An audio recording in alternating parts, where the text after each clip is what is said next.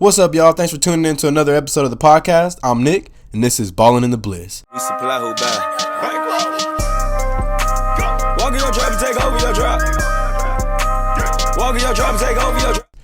Dude, I have not sweated that hard watching a Steelers game in my whole life. I wanted to turn the game off so many times.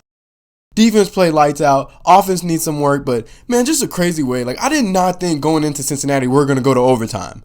20-20 against Joe Burrow, the former Super Bowl team that made it to the Super Bowl, beat Kansas City, beat Tennessee. I didn't think, I picked us to win. And it probably was a really, really biased pick just because I wanted to see us upset week one. It would just look so good for Mitch Trubisky and just our defense altogether. And we did it. We got it. It looked ugly, but defense played crazy good, man. It's just crazy. You're sitting there and it's okay, this game is definitely over. They just gave it to Jamar Chase in the end zone, tied the ball game. Now they're back over there in field goal range, and they're going to kick this. This is easy money for them. And they blocked the field goal. Minkah comes out of nowhere. It comes with an amazing play on what could be the final play of regulation to block the extra point. Now, I know y'all already heard this 100 times already, but dude, I did not know that a snapper is that important.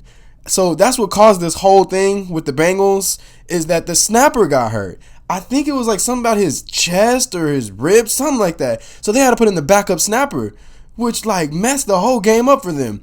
I think it was the tight end that was the backup. So they threw the tight end in there, they snapped the ball to the kicker. The kicker, I guess he delayed the ball or something. They said it was a little bit off. The snap was a little bit off to where Minkah was able to get in there in time and just block it. Crazy, man. Did not see that coming. And then after that, they get the ball back, miss a field goal. Then we get the ball. Boswell misses a field goal. At that point, I'm telling you, man, I wanted to turn that game off. I was just sweating. I mean, everybody in the room was just going crazy. The game wouldn't end. It went down to the last second. And then, so thank God we get the ball back again. We were able to stop Joe Burrow, get the ball back again. And at that point, Mitch Trubisky was able to get it to Freiermuth and get Diontae and Freiermuth again and set Boswell up for that, 52-53 yarder. And at that point, I'm like, bro, Boswell don't miss twice. He's going to hit this. He's got to hit this. And he gets it. So it's all good, man. A win is a win. I feel so good, man. As y'all can tell, I'm excited still. And this is the next day, man, walking in just it's Victory Monday, baby. Let's go. We got a dub on the road against Cincinnati. That's so good for us. Even a tie would have felt okay, at least we tied with them. It's not an L. This is going to go a long way. Whether you believe it or not, this is going to go a long way just because it's a division game. Cincinnati's going to be fighting for that number one spot. And Cleveland even looked good. They beat Baker Mayfield. Barely. They beat Carolina and Baker Mayfield. But, Cleveland looked good. Nick Chubb did his thing. And, man, this is going to be a fighting spot for just all four teams, but mainly Cincinnati. And it's so good that we were able to go on the road, first game of the week of the season, and get that win against Joe Burrow. Not only did we get a win, but just we picked Joe Burrow off 4 times. We sacked Joe Burrow 7 times. Now, they did say they moved some stuff around, and we talked about it, with the offense. They moved a bunch of guys around. They had a rookie out there going up against Cam Hayward. Hayward dominated. Just everybody dominated, man. But, this is crazy stats that we put up. I feel like if offense would have played a little bit better, which it's not no time to panic, okay? We do not need to panic about the offense. They're going to get better. We have a new quarterback. Big Ben retired. Y'all keep forgetting that. Mr. Trubisky has to figure this out. He's going to get better, though, man. The offensive line looked way better than usual. So, but we'll get there in a second. But defense, man. Defense. Let's go, Minkah. Minkah just bro, Depoy right there. Of that game, at least. Depoy, that dude balled out. You talk about a ball hawk. He was all over the place. Bro, Minkah led the team in tackles. And he's always doing that. That's nothing new. But, dude, you can't play no better than that. From pick sixes to set the tone. That pick six was crazy, dude. Phases in 2022. And this is one way they can be. Because last year they couldn't stop the run. They were 32nd in the league against the run. So that hurt their pass defense. Minkah Fitzpatrick led the team in tackles with 124. He wants a lot less tackles. And then right after that, right at the end of the game, you get a blocked field goal to save the game, save the day, Minkah. Let's go, man. But yeah, defensive stats, man. 7 sacks on Joe Burrow. 7. 4 interceptions. And then you got Cameron Hayward's fumble to me, it was an interception, but they were calling it a fumble. And then they got 9 tackles for a loss, 11 quarterback hits. I mean, dude, that's some numbers right there to start the season off. Just the whole 4 interceptions and 7 sacks. That's crazy, man. That's like just as a total, you know, from the secondary to the defensive line, like everybody did what they're supposed to do. I was even proud of Devin Bush. Devin Bush looked better. Now, he didn't make some splash plays like these other guys, and maybe he didn't play as good as Miles Jack. Miles Jack was all over the place too. I want to say Miles Jack had like 6 solo tackles and a total of like 10 tackles. Dude played good, man. He was able to shut the run down. And just the defense together, man. I'm proud of them guys. They did their thing. They held their own. They started to get tired at the end because offense wasn't able to convert, but they still had hold their own against a former Super Bowl team like the Bengals. Man, they did their thing. They did their thing. Now, there were some minor adjustments I felt like we should have made, and we didn't. But at the end of the day, a win is a win. Let's go. But let's talk about Minkah, man. Minkah had, like I said, he's led the team. 10 solo tackles. He had the pick 6, the blocked field goal. I mean, I ain't got to say it 3 more times, man. The dude did his thing, bro. Like, God, that's just crazy how good Minkah looked. Like, I want to see that more. Like, he got paid and he's showing them, like, I'm worth that money. Like, I'm going to show y'all I'm worth that money. That's the leader of the defense. And being that TJ Watt's out now, man, and which sucks. We'll talk about the injuries in a second, which sucks. But it's Minkah's time to really shine. Like, the only guy that could take that spotlight from Minkah was TJ. Just the way TJ plays, and he's consistent. Minkah wasn't a whole lot consistent last year. The year before that, he was. You know, he was putting up a lot of numbers with his interceptions and stuff, and just leading the team in tackles. But it's his time to shine now. I mean, he set the tone already with the pick 6 in the beginning of that game, and just with the blocked field goal. Like, people are gonna be talking about him. Now, let's keep that going. I want to see him do that in New England, or we're actually playing at home, so I want to see him do that against New England. Yeah, man, Minkah Fitzpatrick, bro. That's the player right there of the game. TJ Watt, 6 solo tackles, 1 sack. I thought he had more sacks, but after I looked up the stats, he only had 1 sack. He had 3 tackles for loss, and one of them, he like blew the play up. They were running with Joe Mixon. You know, Joe Mixon likes to run his mouth. So after seeing this, I was hyped. They tried to run the ball with Joe Mixon, and he just blew that whole play up. He hit Joe Mixon hard. Going to happen from a defensive perspective and then nailing it. TJ Watt just did it. Yeah, that was one where he had a full read on the play, and at the snap, he just went ahead and committed to it. Felt it was going to be a run to his side, and before Lyle Collins could even get... I love it, man. I love it. Yeah, 3 tackles for loss, 2 pass deflections, and 1 quarterback hit. And I'm pretty sure he had the interception. I didn't add that in there, but I'm pretty sure TJ had the interception. He was the one that he like batted it up and was able to catch it. So yeah, and then they did the celebration. Look, check it out. $1 deal. They added Kappa, Karras, Wilson, and it's Watt again. TJ Watt on the turnover. Blitzburg is back. Rat-a-tat-tat.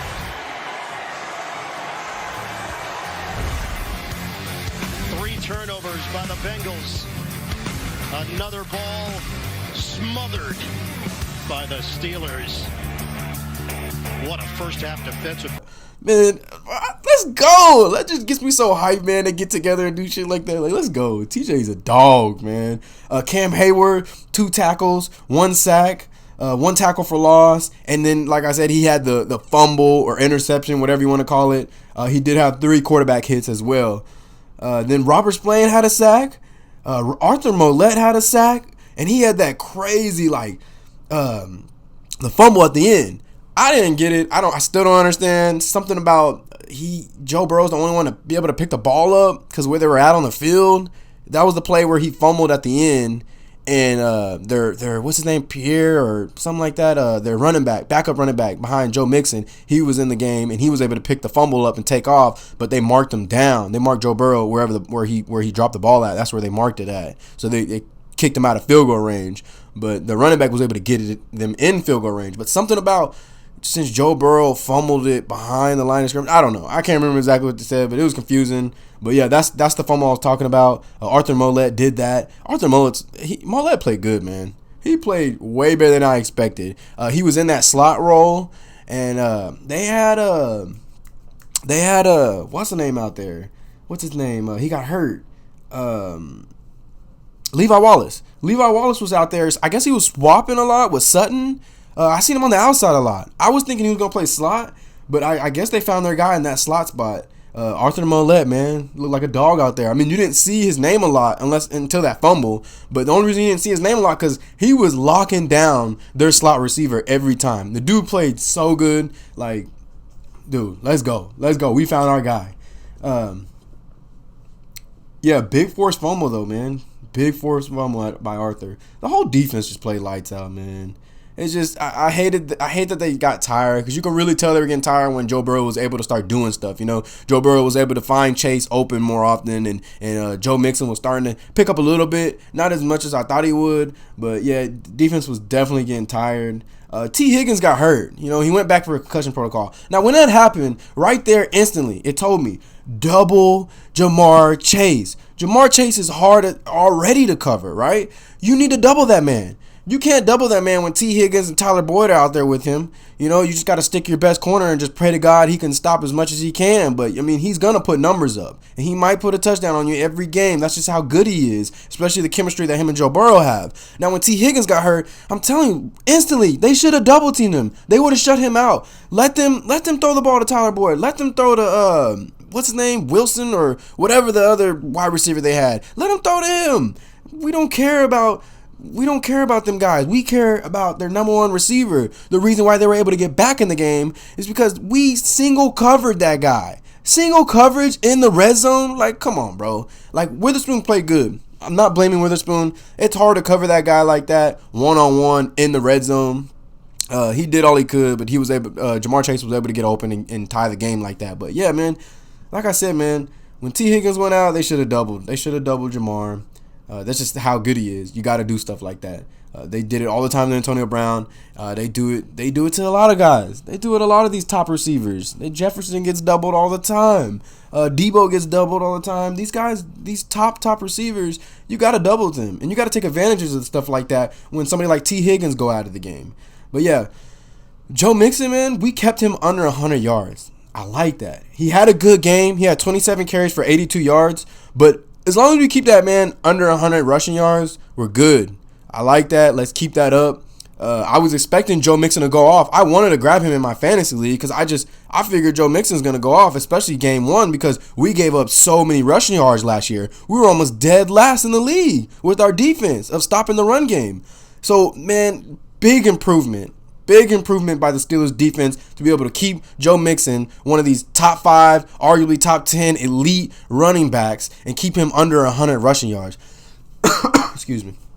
But yeah, man, I love it. Defense just played so good, dude. But yeah, moving on to the offense. Mitch played good. One thing that I seen, I just don't think he looked confident. He didn't look like he was like, this is my team, you know? He looked more like, I don't want to make a mistake because I got Kenny that could take over just like in an instant if I mess up, right? So he looked kind of scared. I mean, I wouldn't even use the word scared. He just looked like not confident. That's the best way to put it. He didn't look confident at all. He didn't look like he could actually stretch the field. He didn't look like, you know, he was just kind of like just going easy, you know, not really playing to his best. Because I feel like Mitch can play way better than that. It's almost like they had him on that leash, like, Mitch, don't mess up. Don't mess up. I mean, I know they said that we got Mitch on a long leash. We're not pulling him. Even if he has a couple bad games, we're not pulling him. The game plan is to keep him in there for the whole season, and then this is Kenny's team. He'll take over next year, right? That was what I've heard. But still, man, it almost looked like Mitch was scared to, like, not, you know, to play what he wants to play like. You know, like he wants to get out. He wants to get out of the pocket. He wants to scramble around. He wants to extend plays more. But it's like almost like he wasn't. I mean, not that he wasn't extending plays. Definitely was extending plays. Especially that last play he did at the end of the game in overtime when he was able to get out with that free play where he was able to roll out, escape from the defender, extend the play by throwing it to Freiermuth and putting us on like the 50-yard. Seconds left. A jump by Cincinnati. Trubisky stepping up. Free play opportunity. Trubisky stops and throws against the grain. Got his man. Freiermuth inside. That was a big time play by him to be able to extend it like that. But I didn't want to see more of that. I want to see more confidence in him. But yeah, everyone's talking about put Kenny in. Like, dude, chill out. Chill out, man. We need to keep Mitch in. He did not do anything wrong. He did not turn the ball over. He wasn't throwing interceptions or anything. No, he didn't have crazy stats. His stats were 21 for 38, 194 yards, and average 5.1 yards. We could do better than that in one touchdown. I mean, he didn't throw for 200 yards. That's what I'm hearing a lot of people complain about. He should have had over 200 yards, especially going into another quarter of the overtime. But I mean, either way, like, I'm telling you, the dude, he didn't look confident. If he looked more confident, like this is his team, which is gonna take time, man, y'all are forgetting that Big Ben, this was his team to begin with. Now Mitch, he's trying to adjust to that. He's trying to, okay, now this is a new team. I got to get these guys on my side. I got to get these guys to believe in me. I mean, a lot of them already do believe in him, but he's got to really earn it more now that we're in the actual season, And he doesn't want to do anything to mess that up. And I understand that, but we got to go in there and play with a little more confidence, Mitch. I want to see that out of Mitch. Like I said, that's not just throw Kenny in. I can't stand when people, you're not a real Steelers fan if you're sitting there complaining and talking about, oh, let's throw Kenny in. He'll play way better.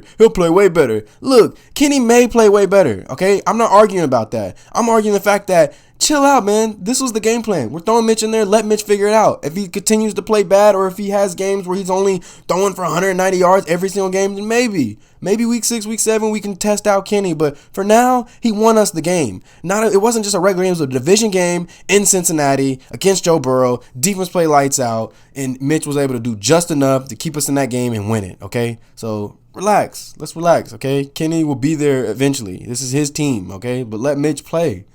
One thing that I do want to touch on, though, with Mitch, I did not like about, I'm not blaming Mitch completely, but only 13 first downs. Oh, man, that is not good. 13 first downs. Now, think about this. We intercepted Joe Burrow 4 times. He turned the ball over a total of 5 times. He turned it over 5 times. We should have been able to do way more with that. Right? Not only are we getting our own possessions, but we're getting the defense to turn the ball over back to us. And we're doing these 3 and outs. I mean, like, come on, man. We got to have more first downs than that. I mean, Joe Burrow's out there turning the ball over, and yet he's still able to get 32 first downs. 32. That's almost triple the amount of the Steelers. Come on, bro.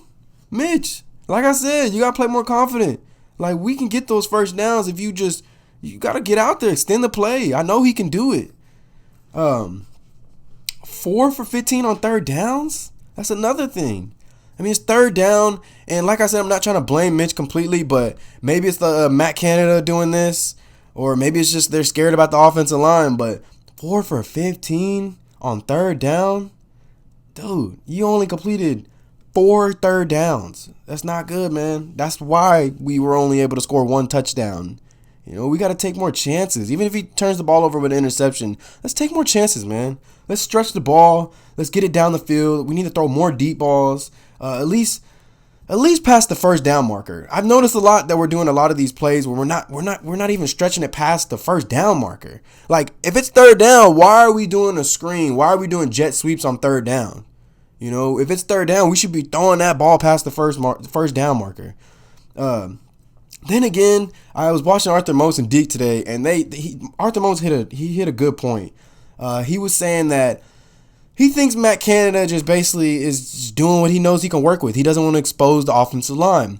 He knows that if he sits Mitch in the pocket too long, or if he has Mitch hold on to that ball too long to wait for those receivers to get out deep, he might get sacked. He might turn the ball over because the offensive line isn't holding up on their end. He'll get a lot of pressure in his face and maybe make a mistake.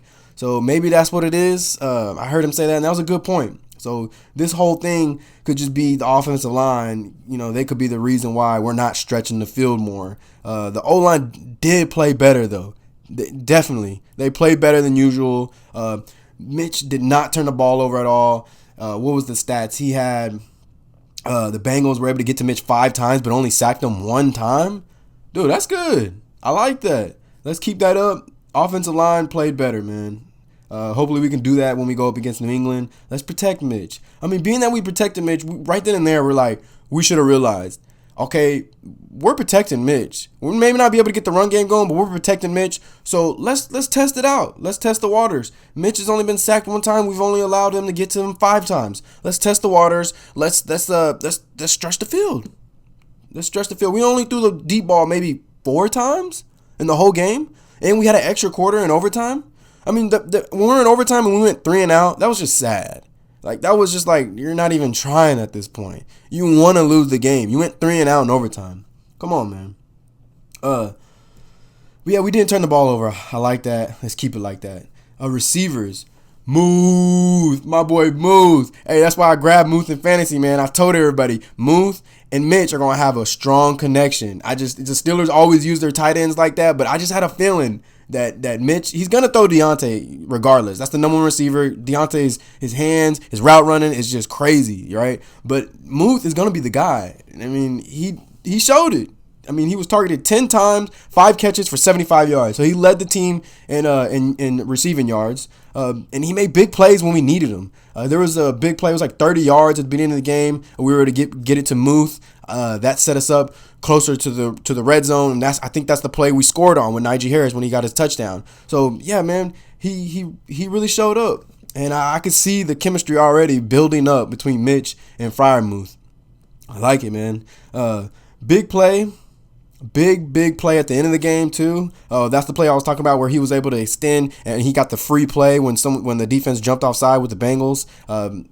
Mitch was able to extend the play. He almost got sacked. Was able to get out and throw it to Muth, and Muth was putting us on the 50-yarder. Threw again to Muth after that very next play and set Boswell up for that 53-yard field goal that ended the game.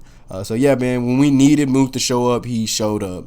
And I like that Mitch, he found his guy basically. When the game was on the line and we needed to win it, a couple seconds left in overtime before we tie this game, he found Muth, right? He threw to Muth. He was looking for Muth twice, not once, twice. He did throw to Diontae. Diontae had some crazy pass, right? That's the next receiver I was going to talk about. Diontae's shoulder looked good too, man. I'm going to throw that out there. I know Diontae was going to this game with a shoulder injury. His shoulder looked good. He didn't look like he was hurting. He didn't look like he was in pain or nothing. Shoulder looked good. He was targeted 12 times, 7 catches for 55 yards. But yeah, crazy one-hand catch on the sideline by Diontae Johnson, man. I mean, at first they tried to say he was out. They reviewed the play, noticed that he was in. But yeah, man, that was a crazy catch. There's the one-handed catch. First foot down, second foot. Did it hit the white? Yeah, first I'm looking to see if Diontae Johnson firmly possesses the football all the way through the process, which he does. And then, as in my opinion, there's what we used to call a slice of green between that toe and the out-of-bounds white. And for me, I see a slice of green in between there, guys, and would have it as an...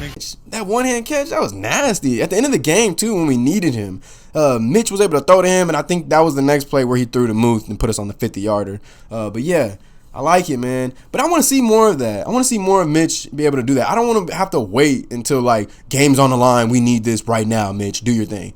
See, that's why I say, like, seeing that out of him, I seen the same thing out of Big Ben last year. So I almost feel like they're going off of this script. Like, this is what we're going to do. This is what we're going to do. This is what we're going to do every single time, right? We'll do these screens. We'll do these jet sweeps. And, you know, we'll run up the middle with Najee. It's the same thing every time, even when Big Ben played last year. You know, like, let's change it up. I mean, I'm telling you, these defenses that prepare for us for going into to play against us, it's easy for them. They know exactly what we're going to do because we do the same thing. I'm not trying to blame Matt Canada for this offensive problem that we're having. But, dude, you got to switch it up, man. I know you're trying to stick to your guns, but you got to switch it up. We got to get Najee in the catch game more. This dude's got hands. Let's get him on more screenplays. You know, let's not just run him up the middle to where something like that happens in the game where he gets hurt, bends his whole leg back, right? I mean, just for a second, we thought we almost lost Najee Harris. We'll get to the injuries in a second, but come on, let's get something else going. Let's get Najee in the passing game. I know he can do it. Let's not just use him, because it's ridiculous that the O-line's protecting the quarterback in the game, but yet the O-line is only allowed Najee Harris to get 23 yards. 10 carries for 23 yards. He averaged 2.3 yards in that game yesterday. That's not good, man. 2.3 yards is not going to work. Najee is an Alabama boy. He's a dog. He's got it in him. Let's get him going. Whether it's screens or sweeps or we can run up the middle still. Let's just get something going with him. I just don't understand how he only had 23 yards. Crazy. I think he got hurt third or fourth quarter, so maybe that had a lot to do with him. We had to put Jaylen Warren in. That probably had a lot to do with the 23 yards only. But still, like 10 carries and 23 yards, that right there is just horrible, man. You can't have Najee Harris run the ball 10 times and only get 23 yards. But yeah, injuries. Oh, man. I hate getting to this part. It sucks. Yeah, MRI came back for TJ. He tore his pec, definitely.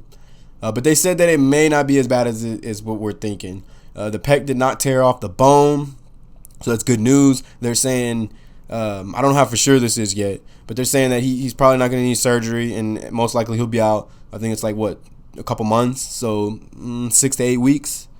But we'll see how that goes. I read something like they want to get a second opinion. I don't know. I don't know. That kind of scares me because it's like, if y'all want a second opinion, then why are y'all so like skeptical about the first doctor's opinion? Like, what was this guy saying? Like, I mean, I read some stuff on Twitter that TJ was walking in the building this morning, happy. He was snapping his finger, walking along, So he seemed like he was okay. Wasn't in no pain or anything. So what does this second opinion mean? We'll find out probably tomorrow or maybe the next day. In a couple of days, we should find out for sure, how much time TJ is going to be out. But I think the Steelers could do this without TJ. Malik Reed is a dog. I think we can do just enough without TJ. Now, TJ is the heart of this defense. Don't get it twisted. TJ is the heart of this defense. We don't play as good when TJ is out, right?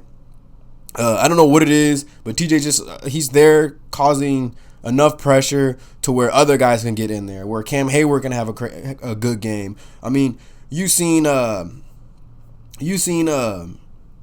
the name? Alex Highsmith. Alex Highsmith had a crazy game, right? The 6 solo tackles, 3 sacks, 2 tackles for loss, 4 quarterback hits. I mean, yeah, I know we talked about it already, but I mean, he had a crazy game. We don't usually see that from Highsmith. 3 sacks? Dog, right? But I think stuff like that happens for Alex Highsmith because of TJ. They're so focused on that side of TJ because TJ is there every time. He's reading these plays. Like, he knows exactly what's going to happen every single time. Especially yesterday. The dude was playing lights out. Like, I've never seen TJ play that good. Well, I've seen TJ play that good, but it's been a while since I've seen TJ play on the money every time. Like, he just was playing so good. Like, the energy there was just crazy. And when he sets the tone like that, the whole defense is able to play crazy, right? The whole defensive line is able to get to Joe Burrow. I mean, there's so much pressure on Joe Burrow that he's throwing 4 interceptions. The secondary is able to play good. So, yeah, TJ is a real big game changer. That's why I said I hate when it coming down to these injuries. I hate reading the injuries because TJ's just, like, that's a tough one, man. That is a tough one, losing TJ Watt. But, yeah, Najee Harris's MRI came back negative. Thank God. They said it's a strong possibility that he plays next week against New England. We'll see how that goes too. By a couple days. Hopefully we see him in practice. I mean, he got up. The injury looked bad too, man. He twisted his leg back. I thought he was done for, at least for a couple weeks, But he got up. He looked like he was in a lot of pain. He got up. He walked it off to the sideline. I mean, he walked back to the locker room. He was limping really bad, but he was able to walk it off. So that's a good sign. I mean, they're coming back saying that the MRI came back negative. So, I mean, we'll see how that goes. Jaylen Warren is a dog as well. I think he'll play good for us if Najee does get out. I mean, it's not like Najee can do a whole lot with our offensive line, not wanting to block for him and, open up some holes for Najee. But, man, like I said, there's no need to panic. This team is going to get better. This is the first game of the season. We already had offensive problems. Last year and the year before, our offense had problems. Whether it was throwing the ball, running the ball, blocking, protecting Big Ben. All of these things were there. We known these problems for the longest. So I don't know why everybody's tripping out like this is new. Like, oh my God, Mitch Trubisky only had 194 yards. Okay. I mean, he didn't turn the ball over at least. I mean, It's not like Big Ben did a whole lot for us. Big Ben, last time he played Cincinnati, Big Ben threw a pick right off the beginning of the game. And then at the end of the game, threw another pick to Mike Hilton, out of all people. Right? So it's like, I'm not trying to put Big Ben down, but I mean, y'all, I see all this stuff talking about throw Kenny in, like, and panicking about our offense. Dude, chill out. This is the first game. We should be happy we got this win. This is the first game, and I'm telling you right now, mark my words, this offense is going to get better. We will progress. We will progress. We will get to where we need to be. We will play just good enough to where our defense can get out there and do their thing and win us these games. Because we all know as Steelers fans, the defense is where it's at, right? The defense is what wins us these games. But I'm telling you, our offense will play just good enough to scrape us by and get these wins. They'll keep the number one thing to me is they need to convert more of these first downs, whether you score or not. Scoring is a big thing. We need to put points on the board, but at least hold the ball a little longer. I think Bengals had like double the amount of time as us. I mean, you can't be like going 3 and out every single time to where you're just going to tire your defense out. And this is what we had a problem last year. That's my biggest thing. Protect the ball and at least convert more. Get these first downs. Don't go 3 and out, because all you're doing is putting the defense right back on the field, and these guys are getting hurt. They're getting tired. I mean, you put TJ out there that many times, how do you expect him not to get hurt? He's trying to make these crazy splash plays, jumping up in the air. This dude looked like he was diving off a diving board, trying to jump on Joe Burrow. Like, he's going to play like that. So you keep throwing him out there, he's going to get hurt. I mean, I don't know what they're expecting. Another big injury was Levi Wallace. He suffered an ankle injury. He didn't look too bad, like he was hurting like that. They came back today. The only thing I've read today was that the injury is considered not serious at all, right? So we should see him soon, maybe even against New England. I didn't see a lot of them in there, in the game. I did see him playing on the outside, though. But, yeah, I didn't see a lot of them. But, yeah, New England. I'm going to make another video about New England, but, man, real quick, that's going to be a good game. Bill Belichick versus Mike Tomlin, that's going to be a good game. I read some stuff I know Mac Jones was hurt. I think it was a back injury. They did say that he's feeling a whole lot better than yesterday. So I don't know how that's going to go. Take that day by day. I'll be looking into that to see if he's going to play or not. Most likely what I read today, they said he did feel a whole lot better. So he probably will be playing against the Steelers. It is at home. But I really expect Mitch to go out there, being that we're at home. I think he's going to play way better than this game. Y'all got to remember, the Bengals have a really good defense. I mean, a really good defense. Their defense was good enough to stop Patrick Mahomes, right? Their defense was good enough to go in there and stop Tennessee. They took them to the Super Bowl. It wasn't just Joe Burrow. The Bengals' defense are good. Now, I don't know if the Patriots have that good of a defense. They said they did, but these dudes didn't look like it when they played Tua in them. Miami smacked them, right? I mean, the score wasn't that crazy, but I watched some of the highlights, and he was balling out against Patriots defense, and I didn't expect that. I picked Patriots to win. No, I might have picked Miami to win that one, actually. I did pick Miami. I said, being that he has Tyreek Hill, Jalen Waddle, all those guys are dogs, so I feel like they were going to go up in there and win that. They were at home, too, I believe. So, yeah, Mac Jones getting hurt, that don't help the Patriots, but yeah, man, that's going to be a really good game. We're going to make a video on that. But, yeah, real quick, too, before we end this podcast, one more time, bro. We got to say this one more time. Minkah Fitzpatrick is a dog. He saved us in that game. That guy made so many plays. There was one play that it was in the end zone, and I want to say that's when we stopped him in the red zone. There was a play where they said Jamar Chase he looked like he scored. He did look like he scored, but then they said it wasn't a score. They stepped out of bounds, right? Now, I think the very next play, or the play before that one, I want to say it was that drive. But there was a play where Minkah, who was it? Was it Boyd? It might have been Boyd. Went up for a pass, and Minkah was coming out of nowhere about to lay this dude out. And it looked like Minkah touched him. And I think there was a flag on the play, which was dumb. I don't believe that was pass interference, but Minkah didn't even touch him. The dude got scared and just fell down, didn't even want to try to catch the ball because he thought he was about to get hit blindsided, right? I'd be scared too. That dude, Minkah, that's an Alabama boy. You can't play with them Alabama boys, man. Nick Saban done taught them dudes right. I mean, he don't play around. After seeing Minkah this game, though, I believe Minkah's going to have a year. I mean, this dude, just the way he just set it off like that, right? Let's go. They wasn't lying when they said Mike Tomlin bought them all Air Forces. I know y'all seen that. Mike Tomlin went in there and bought them all black Air Forces. That's that black Air Force energy. Bro gave us all black Air Force.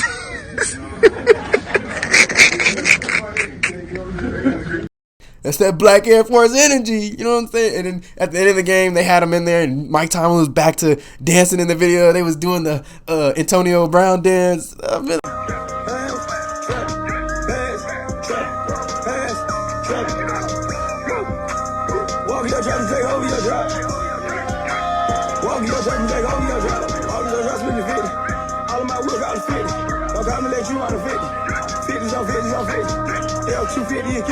Pull up to the blaze on entry.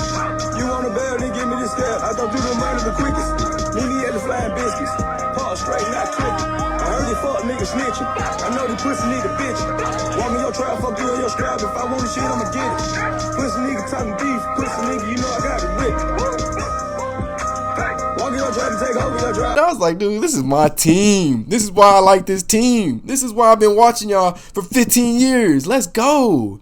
I'm just so hyped that we got this win on the road. I'm so hyped.